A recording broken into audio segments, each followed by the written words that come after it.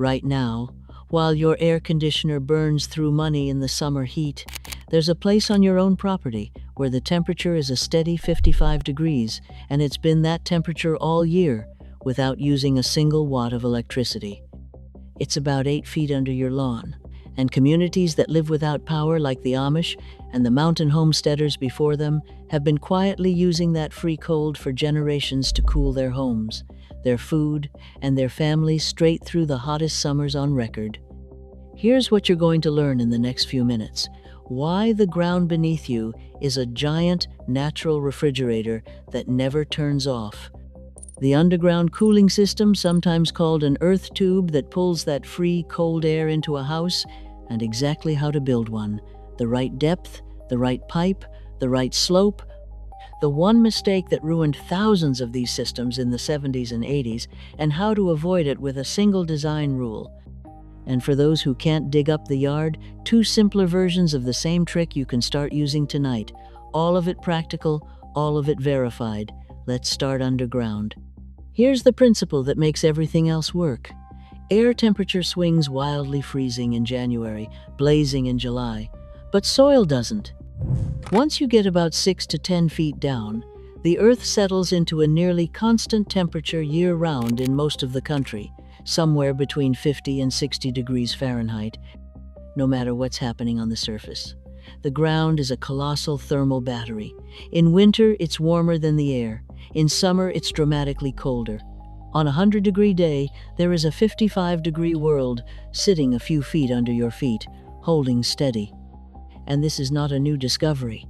The ancient Persians were channeling air through underground tunnels to cool desert palaces more than 2,000 years ago. The Romans did the same.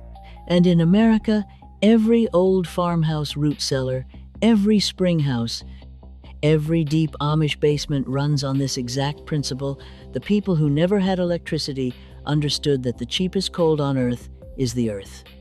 So the question becomes, how do you move that underground cold into your living room? That's the earth tube, and here's how it actually works. An earth tube is beautifully simple in concept.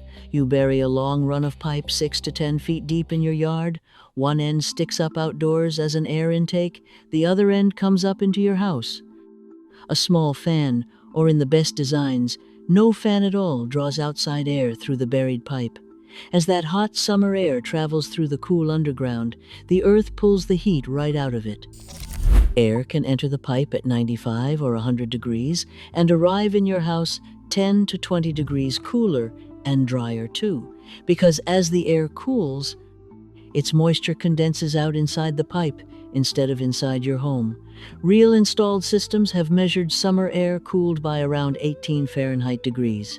That's genuine, free, silent cooling, running all day with almost no power. But that word condensation is exactly where this whole idea lives or dies. So before the build steps, you need the one mistake that killed this technology's reputation. In the 70s and 80s, thousands of people built earth tubes and many failed, not because the physics was wrong, but because of water. When warm, humid air cools inside a pipe, water condenses on the pipe walls. If that water just sits there in a dark, cool tube, it becomes a breeding ground for mold and bacteria, and then the system isn't blowing cool air into your house, it's blowing moldy air. That's what ruined the early systems.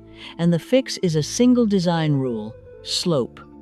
The entire pipe run must slope continuously about 1 to 2%, roughly 2 inches of drop for every 10 feet of pipe down toward a drainage point away from the house, so every drop of condensation runs downhill and out, never pooling. A sloped pipe stays dry and clean. A flat pipe becomes a science experiment. That one rule is the difference between free cooling and a health hazard. With that locked in, here's the practical build. First, the pipe. Use smooth-walled pipe, not corrugated. Smooth walls let condensation run freely downhill, while corrugated ridges trap water in 1,000 little pockets. High-density polyethylene is the favorite because it's durable and doesn't off-gas. 4 to 8 inches in diameter is the working range. Second, depth. Dig to at least 6 feet, 8 to 10. If your soil and budget allow, the deeper you go, the more stable the temperature. Third, length. This is a patience game, not a shortcut. The air needs time in contact with the cool earth, so effective runs are long, commonly 100 feet or more. A short pipe simply can't shed enough heat. Fourth, the slope we covered, continuous, 1 to 2%, draining to daylight on a downhill grade or into a gravel sump. Fifth, the intake. Raise it a couple feet off the ground and cap it with a screened hood and a basic furnace filter, so you're not piping in dust, insects, or small animals. And sixth, a quiet but important safety check. In some regions, the soil releases radon gas, so use sealed joints on solid pipe and test your indoor air after installation. A cheap radon test kit settles it. Do those 6 things, and you've built what the engineers call a ground-coupled heat exchanger and what an off-grid farmer would just call good sense. Now the honest part, because this video promised practical and verified, not fantasy, an earth tube is not a magic replacement for central air in every home and every climate. What it genuinely does is deliver a steady stream of air 10 to 20 degrees cooler than outside all summer for the cost of a small fan or nothing at all. In moderate climates and in well-shaded, well-insulated homes, that can genuinely mean the AC stays off. In brutally hot or very humid regions, it works as a powerful pre-cooler that takes a huge bite out of your cooling bill.